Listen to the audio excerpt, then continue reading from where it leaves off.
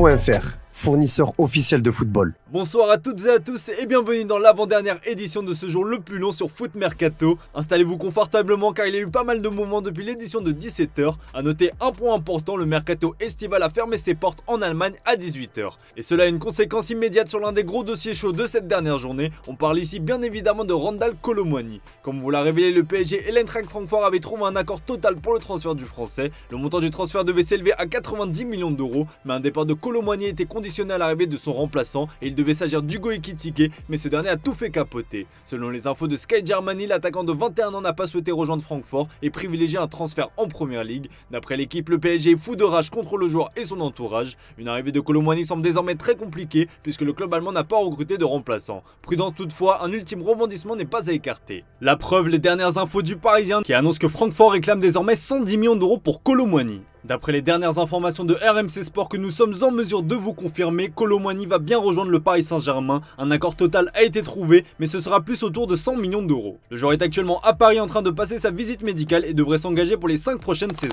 En Angleterre, le Mercato fermera ses portes à minuit heure française et plusieurs dossiers sont sur le feu et on n'est pas à l'abri d'un transfert retentissant de dernière minute. Vous le savez, Al Ittihad rêve de recruter Mohamed Salah. Selon The Athletic, une offre orale exceptionnelle de 117 millions d'euros a été faite à Liverpool, avec des bonus pouvant faire grimper l'opération jusqu'à 175 millions d'euros. Selon nos infos, le contrat proposé à Salah est hallucinant. Il s'agit d'un contrat de 4 ans assorti de 3 années supplémentaires de droits d'image en tant qu'ambassadeur du pays. Le pharaon touchera quant à lui un salaire compris entre 500 et 600 millions d'euros, soit plus de 100 millions d'euros annuels. Reste encore à convaincre Liverpool qui résiste pour le moment et qui a déjà refusé la dernière offre. Du côté de Manchester United, l'arrivée de Sofiane Amrabat est très proche. Selon nos infos, le club anglais est sur le point de tomber d'accord avec la Fiorentina. Ce sera un prêt payant avec option d'achat obligatoire pour le milieu défensif marocain. Preuve que c'est chaud, le joueur s'est envolé pour Manchester depuis Florence. Le dénouement est proche. Après avoir recruté Cole Palmer en provenance de Manchester City, Chelsea pourrait céder l'une de ses pépites, un certain Conor Gallagher. Comme l'indique The Telegraph, Tottenham envisage de faire une offre tardive à son rival londonien pour s'attacher les services du joueur de 23 ans. La formation entraînée par Ange Postecoglou serait disposée à mettre le prix fort, à savoir 52 millions d'euros.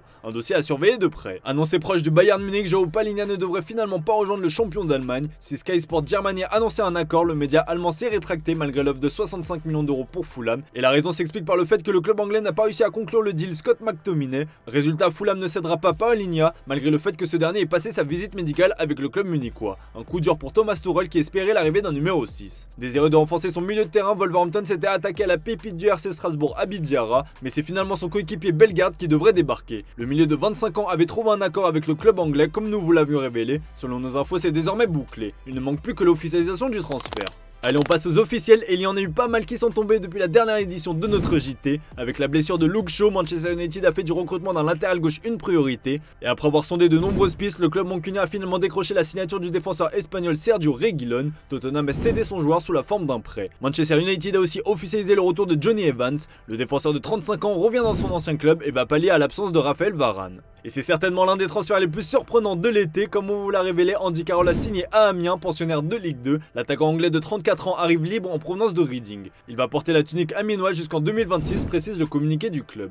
On rappelle qu'en 2011, Liverpool avait fait de l'ancien attaquant de Newcastle le transfert le plus cher de l'histoire des Reds et le joueur anglais le plus cher de la première ligue à l'époque. L'Eintracht Francfort n'a pas trouvé de remplaçant à Randal Kolo Muani, mais a bouclé l'arrivée de Nils Nkunku en provenance de la S Saint-Etienne. Le latéral gauche est engagé avec le club allemand contre un chèque de 7,5 millions d'euros. Pas d'arrivée mais un départ du côté du Paris Saint-Germain. Le club parisien vient d'annoncer le prêt du jeune Ismaël Garbi en Suisse. Le milieu de terrain est envoyé au stade Lausanne-Ouchy. Autre départ, celui de Colin Dagba qui enchaîne un nouveau prêt. Le latéral droit rejoint l'AG Auxerre pour la saison 2023-2024. A noter qu'il est prêté sans option d'achat par le PSG pour la saison à venir. Et la Fiorentina a déjà trouvé son remplaçant, il s'agit de Maxime Lopez qui quitte Sassuolo et rejoint la Viola en prêt avec option d'achat. Fin de l'aventure en Espagne pour Clément Grenier. Dans un communiqué, Mallorca a annoncé que le français n'était plus un joueur du club. Le Bayern Munich de son côté a annoncé le départ en prêt de son jeune attaquant Paul Wanner. Âgé de 17 ans, ce dernier rejoint l'actuel dernier du classement de 2ème division allemande, Elversberg. Après l'avoir recruté contre 7,5 millions d'euros en provenance du Shakhtar Donetsk, la Lazio prête son milieu offensif brésilien Marcos Antonio au PAOK Salonique pour la saison à venir. Nottingham Forest a annoncé la venue de Nicolas Dominguez. Le milieu argentin de 25 ans arrive en provenance de Bologne contre 10 millions d'euros et s'est engagé pour les 5 prochaines saisons. C'était dans les tuyaux depuis plusieurs jours, c'est désormais officiel. Irving Lozano fait son retour du côté du PSV Eindhoven. Un joli coup de la part du club néerlandais. Et l'AC Milan a trouvé son attaquant sur le gong. Le club milanais a annoncé l'arrivée de Luka Jovic en provenance de la Fiorentina. Si les détails de cette opération n'ont pas fuité, l'international serbe a officiellement signé un contrat jusqu'en juin 2024 avec la formation lombarde. Voilà les amis, c'est tout pour cette édition. Restez bien connectés car il y aura une ultime édition avec tous les derniers officiels. Allez, à tout à l'heure les amis.